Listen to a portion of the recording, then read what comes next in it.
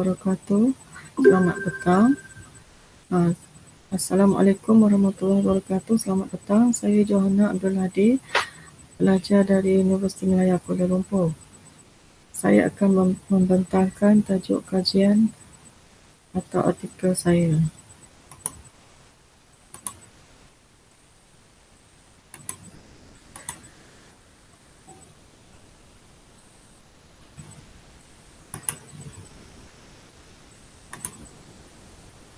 Okey.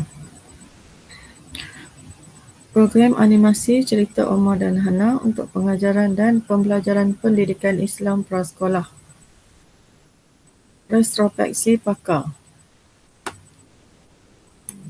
Pengenalan, program televisyen terbukti berkesan untuk menyampaikan mesej keagamaan dengan menghasilkan rancangan yang lebih menarik untuk meningkatkan jumlah penonton. Menurut Zulkifli Abdul Ghani 2009, rancangan animasi Omar dan Hana merupakan rancangan animasi Islamik bersiri yang menarik dan menghiburkan, terutama kepada kanak-kanak. Ia juga mengandungi nyanyian yang berunsur Islamik sebagai nasihat.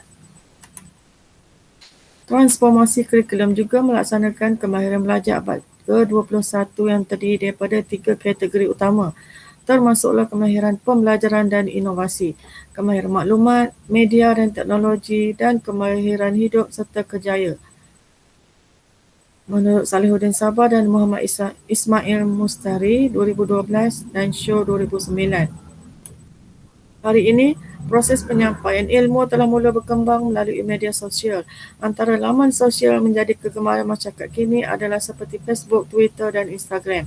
Melalui medium ini, seseorang boleh membuat perkongsian mengenai pengalaman hidup dan menyampaikan maklumat yang berguna kepada orang lain. Dalam era globalisasi kini, penggunaan media sosial atau internet sebagai medium pembelajaran merupakan satu teknik yang amat efektif dalam menyampaikan sesuatu ilmu. Penggunaan cerita animasi kanak-kanak sebagai medium pembelajaran pendidikan Islam prasekolah. Penggunaan cerita animasi kanak-kanak bersesuaian bagi menerapkan nilai murni dan pembentukan jati diri kanak-kanak prasekolah. Menurut Muhammad Jody et al. 2012, nilai sesuatu yang abstrak yang terdapat dalam sanubari manusia dan menjelma pada sistem sosial. Dengan adanya cerita animasi melalui multimedia, proses penerapan nilai murni dapat diaplikasikan oleh kanak-kanak dalam kehidupan seharian. Selain itu, pembentukan sikap dan akhlak kanak-kanak masa kini yang lebih banyak terpengaruh dengan perisian berkonsepkan teknologi maklumat sejajar dengan arus perkembangan dunia sekarang. Maka pengintegrasian ICT dalam proses pengajaran dan pembelajaran mampu meningkatkan prestasi dan keberkesanan pengajaran yang meliputi pelbagai aspek kehidupan, khususnya melalui penggunaan cerita animasi kanak-kanak yang ditayangkan melalui program televisyen. Metodologi kajian. Kajian ini bertujuan untuk meneroka kesesuaian program cerita animasi Omar dan Hana sebagai medium pengajaran dan pembelajaran pendidikan Islam bagi kanak-kanak taska dan prasekolah. Apakah program televisyen cerita animasi Omar dan Hana bersesuaian sebagai pengajaran dan pembelajaran pendidikan Islam berasaskan kurikulum standard prasekolah kebangsaan mengikut pandangan pakar? Penerokaan dilaksanakan secara temu bual dengan 4 orang panel pakar yang terdiri daripada pensyarah bidang kurikulum dan pendidikan awal kanak-kanak, penerbit cerita animasi Omar dan Hana, guru pendidikan awal kanak-kanak dan tokoh agama. Kajian retrospektif merupakan bentuk kajian yang meninjau pandangan dan pengalaman pakar. Dapatan kajian dan perbincangan, dapatan analisis data daripada temu bual 4 orang pakar tentang retrospeksi mereka terhadap kesesuaian program cerita animasi Omar dan Hana sebagai medium pengajaran dan pembelajaran pendidikan Islam bagi kanak-kanak taska dan prasekolah dipersembahkan mengikut soalan kajian.